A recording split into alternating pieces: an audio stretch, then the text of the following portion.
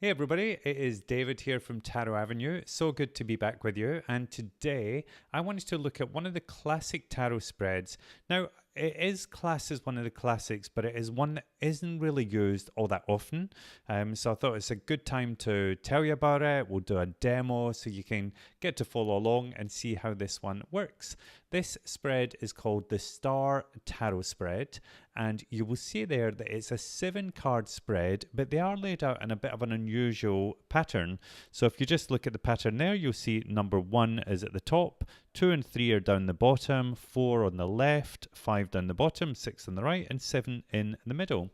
So yes, you will have to kind of follow along as you do your layout here, but let's get into what those different positions mean, and then we'll do an actual live spread there so you can follow along. So you'll see there that number 1, we have the problem. So that really just gives you a kind of taste of what the situation is, what we need to work on. Are there any issues there that we need to look at? It's all information gathering at this stage. So it will give us some of the info that we need. Then we get to number 2, which goes down the bottom there, and we have positive influences. So these are things that could really help you in your situation, things that are going to help you get to the ending that you most desire. Because do remember with tarot, we control the ending, we have the power to change things. So here we're getting some clues about how we can get the best possible ending.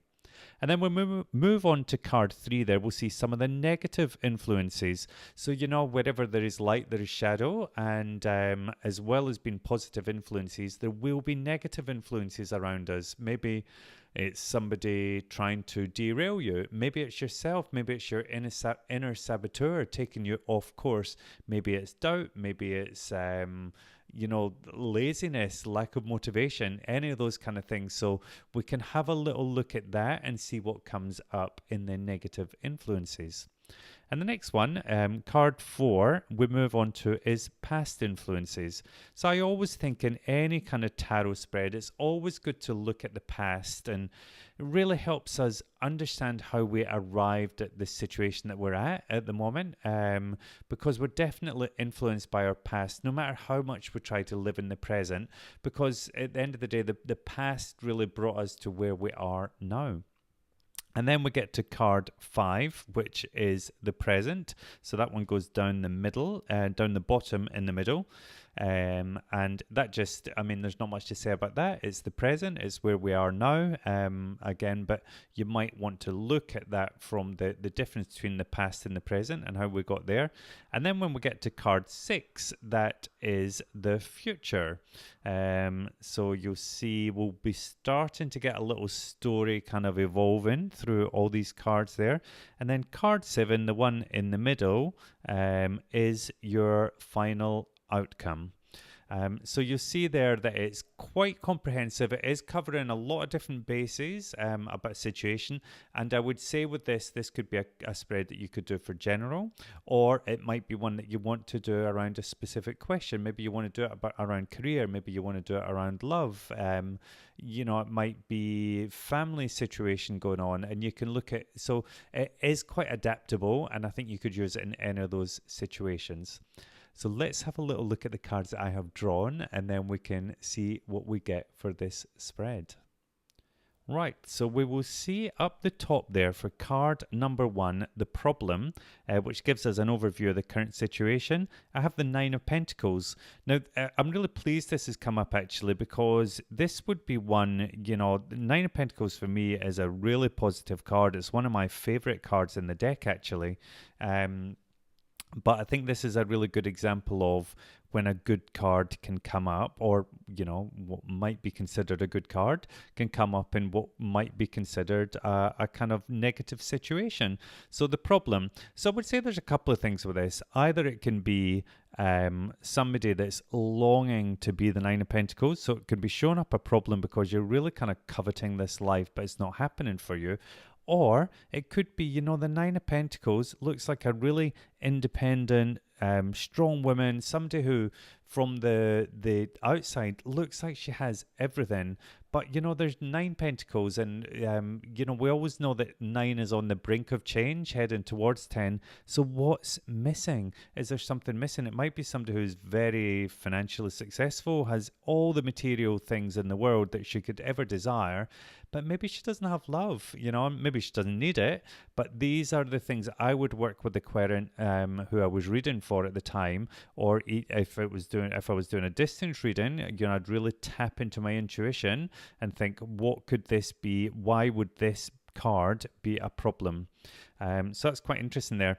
And then we get down to the positive influences. So these are the things that are going to kind of help the situation, help the person get to where they need to be. And we get the 3 of Cups. So this is saying to me, I'm starting to see a bit of a story here in the 9 of Pentacles, somebody who's probably worked very hard and, has been independent, but there's a chance that whilst getting to that situation, they've cut themselves off a little bit. Maybe they've lost touch with their friends, with their community, with the sisterhood, and maybe they've just become a bit serious. So perhaps this is a time to kind of kick up your heels and party, and it's saying the positivity from others will be what will get you through this current situation. So my advice there would be, make sure that you're surrounding yourself by people that you love and people that love you, and people where you can really support each other. And I think that can help you get to where you need to be. And then we move on to the negative influences. So this is the kind of, when we're looking at this, it's the thing that the querent should be looking to kind of minimize and really try and look at the reducing these behaviors. Now again, really positive card. We've got the Ace of Wands, new beginning, passion, somebody with fire in their belly. So, maybe it's somebody who is always kind of drawn to new things, always jumping into new things with gusto, and not really kind of focusing on the friendships, relationships, and all these kind of things. So because maybe they're just, and there is something even about the Ace of Wands that's quite independent. You feel like this person's off on their own journey and it doesn't really involve a lot of other people at the time. And then we get to the past influences, and we've got another ace there. So the Ace of Swords. Interesting in this reading, actually, you see there's 3 aces. So I would certainly say, even kind of looking out with the situation, you would certainly say this person is, it's a big time for them, and they're about to start loads of new things in their life. So it feels like loads of new chapters are happening, and lots of new beginnings coming for this person. So the past influences, Ace of Swords. So again, something very independent, but this is somebody who's smart, who they've had an idea. I'm building this picture of a really successful kind of entrepreneur, somebody that's gone and built a really successful business, and the business that they've always dreamed of. And it's interesting because I've started a podcast at the moment, helping people to realize their dreams when it comes to setting up a tarot business. It's called the Tarot Startup. You should be able to find that in iTunes. But then when we get there, we'll see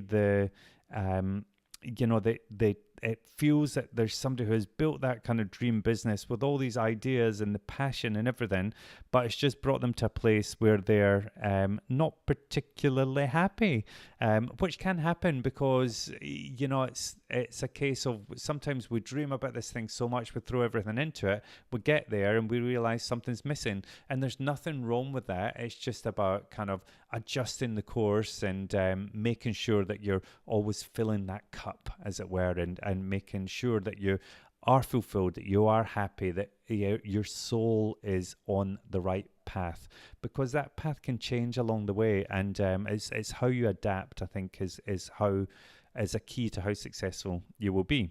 So the present, we get to the 4 of Cups. So this is somebody who is, as we've been discussing, somebody who's just a little bit fed up. They've got lots in front of them, loads of cups here. There's loads on offer. There's this lovely kind of, it's interesting. Look at that. There's this little cup with a dove in it being presented to them. And look what's straight above that, the Ace of Cups. So it feels like this person is, there is love there. There's emotion, there's creativity, there's all these things being offered by the universe, but they're so in a place where they've just cut themselves off and maybe been on their own for so long that they're just not open to it. but I think things are about to change, which is always good.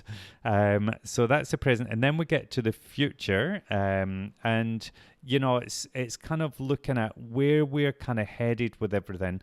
And what I would say with this is this person is on a brink of change. So we're talking about, when we look at the Eight of Cups, it's about really leaving those cups behind. It can be going off on a new adventure, and it can be really challenging, because if this is the instance that somebody has built up a really strong business, maybe it's time for them to change course. And my goodness, that can be soul crushing, the fact that you've worked so hard to get to this stage, but it's also something that is really important. You do have to take those steps in a new direction.